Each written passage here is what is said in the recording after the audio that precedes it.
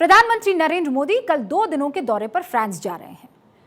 तो कोई ये भी पूछ सकता है, आप भी पूछ सकते हैं कि नरेंद्र मोदी प्रधानमंत्री है भाई, उन्हें विदेशों का दौरा करना पड़ता है, इसमें क्या बड़ी बात होगी, इससे क्या हो जाएगा। मैं बताती हूँ इस दौरे से क्या होगा, मैं आपको विस्तार से समझाती हूँ। लेकिन पहले फ्रांस से आई कुछ तस्वीरों को आप देखिए जो पेरिस में भारत की फौजों के साहस और अनुशासन की झलक दिखा रही हैं। ये 3 तस्वीरें आपके सामने हैं।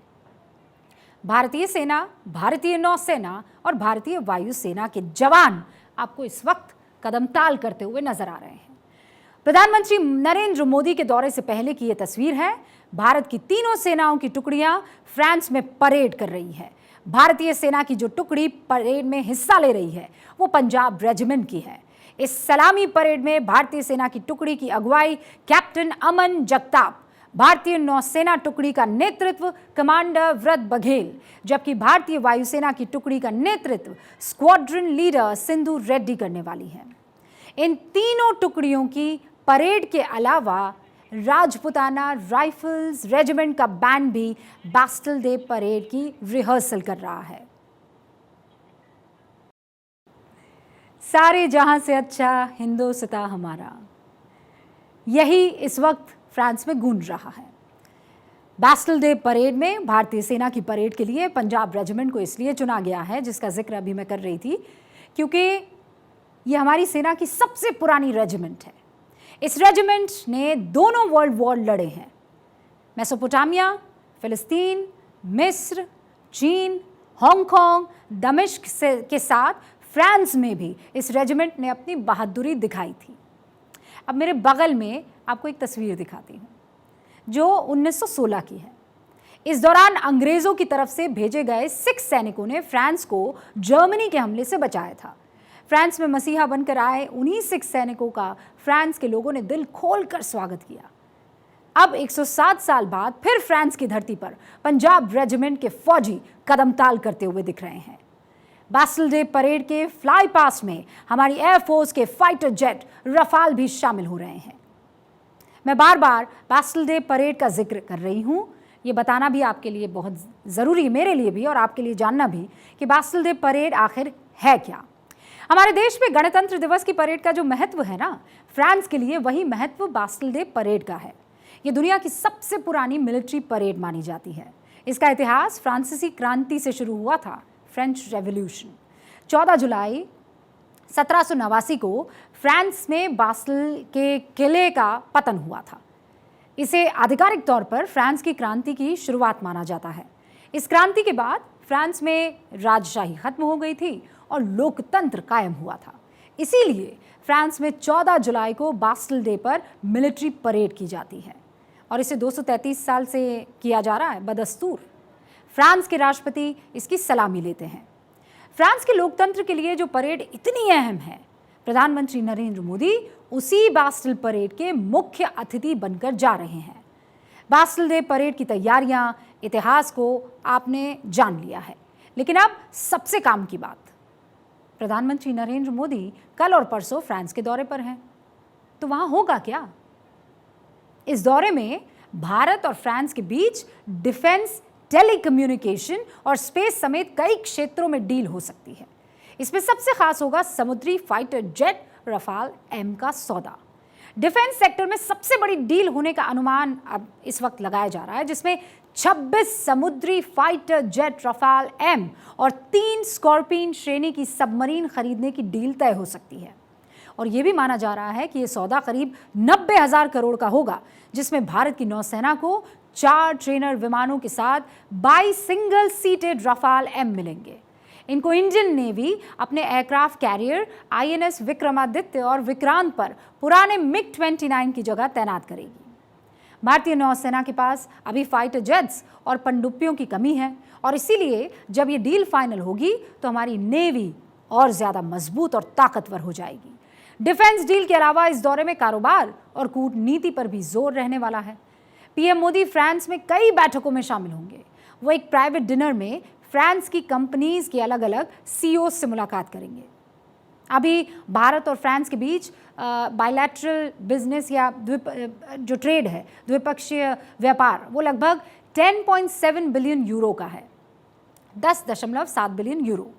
अप्रैल 2000 से सितंबर 2022 तक 10,389 मिलियन डॉलर के एफडीआई निवेश के साथ फ्रांस भारत में 11वां सबसे बड़ा निवेशक है।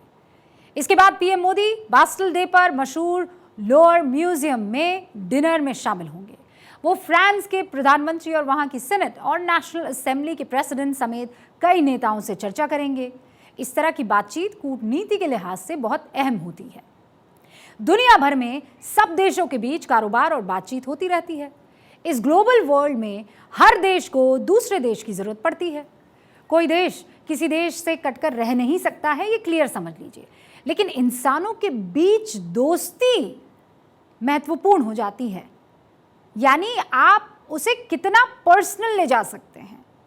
इंसानों के बीच दोस्ती की तरह देशों की दोस्ती का पैमाना यही है कि दोस्त वही जो हर मौके पर आपके साथ खड़ा रहे।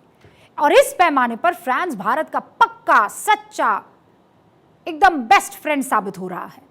भारत को जब जब समर्थन की जरूरत पड़ी है तब तब फ्रांस भारत के साथ खड़ा रहा है। 1998 में परमाणु परीक्षण से लेकर आतंकवाद का मुद्दा, आर्टिकल 370 से लेकर यूएन में पाकिस्तान की घेराबंदी का मुद्दा, फ्रांस ने अंतर्राष्ट्रीय मंच पर हर मसले पर भारत का समर्थन किया है। 1998 में जब भारत ने परमाणु परीक्षण किया तो फ्रांस ही कुछ गिने चुने देशों में था जिन्होंने भारत पर प्रतिबंध लगाने से इनकार कर दिया था।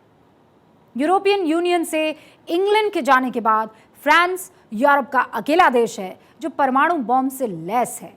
सुरक्षा परिषद का स्थायी सदस्य होने की वजह से फ्रांस काउंटर टेररिज्म, आतंकियों को बैन करना, मिसाइल कंट्रोल रिजीम जैसे मसलों पर भारत का सबसे बड़ा मददगार साबित हुआ है। आतंकवाद के मुद्दे पर फ्रांस ने संयुक्त राष्ट्र में हमेशा हमारे साथ एकजुटता दिखाई है। 2019 में पुलवामा हमला याद है ना, उसके बाद फ्रांस ने यूएन में भारत का साथ देकर अपनी दोस्ती का मुजाहरा किया था। पाकिस्तान का हाफिज सईद, उसे बैन करने में फ्रांस ने हमारी मदद की थी। इससे तिलमिलाया पाकिस्तान जब यूएन में कुछ भारतीयों को टेरर लिस्ट में शामिल करने का प्रस्ताव लाया, तब भी फ्रांस ने भारत के खातिर इस प्रस्ताव को ब्लॉक कर दिया। दिल्ली में हुई no money for terror conference में फ्रांस के मंत्री शामिल हुए थे। दोनों देशों ने आतंकवाद के खिलाफ मिलकर लड़ने और सहयोग करने का फैसला किया। भारत और फ्रांस के बीच रणनीतिक साझेदारी की इस साल 25 बरस हो जाएंगे और इस मौके पर फ्रांस जैसे पक्के दोस्त देश का दौरा हिंदुस्तान के प्रधानमंत्री के लिए बहुत ज़रूरी है। लेकिन दोस्ती की इन तस्वीरों से कुछ देशों को जाहिर है बुरा भी लगेगा। ये दोस्ती इंडो पैसिफिक एरिया या हिंद प्रशांत महासागर क्षेत्र में बहुत कमाल की साबित हो रही है। इस समुद्री मार्ग से दुनिया का करीब 60% कारोबार होता है। पिछले साल ही दोनों देश इस एरिया में आपसी सहयोग बढ़ाने पर सहमत हुए थे। भारत की इकोनॉमी बढ़ाने के लिए ज़रूरी है कि इंडो पैसिफिक एरिया खुला और मुक्त रहे, लेकिन इस इलाके में चीन लगातार दखल बढ़ा रहा है। भारत के लिए फ्रांस की दोस्ती इसलिए भी ज़रूरी है क्योंकि जिबूती, संयुक्त अरब अमीरात, रियूनियन और मेयद्वीप में मजबूत फ्रांसीसी बेस मौजूद है। ऐसे शक्तिशाली देश की दोस्ती यकीनन हमें इस एरिया में बढ़त और सुरक्षा देती है। इंडो पैसिफिक रीजन में हम एक ताकतवर, स्थिर और मजबूत देश के तौर पर देखे जा रहे हैं। इसके बाद पीएम मोदी एक और अहम यात्रा पर जाएंगे, यूएई। दरअसल फ्रांस, भारत और यूएई तीनों ने मिलकर ट्राइलैटरल ग्रुप बना दिया है जो एक रोड मैप पर काम कर रहा है। इस रोड मैप में तीनों देशों के आपसी हितों से जुड़े मुद्दे शामिल रहने वाले हैं। इस साल फरवरी में पिछले साल सितंबर में इस ग्रुप के मंत्रियों की मीटिंग हो चुकी है। इससे आप समझ सकते हैं कि किस तरह पीएम मोदी का ये दौरा कंप्लीट पैकेज है जिसमें ये यूरोप और मिडिल ईस्ट को शामिल कर चुके हैं। और इसीलिए भारत और फ्रांस के बीच में ये जो मोहब्बत और बढ़ेगी, उसकी विशेष कवरेज भारत 24 पर आप लगातार देखेंगे।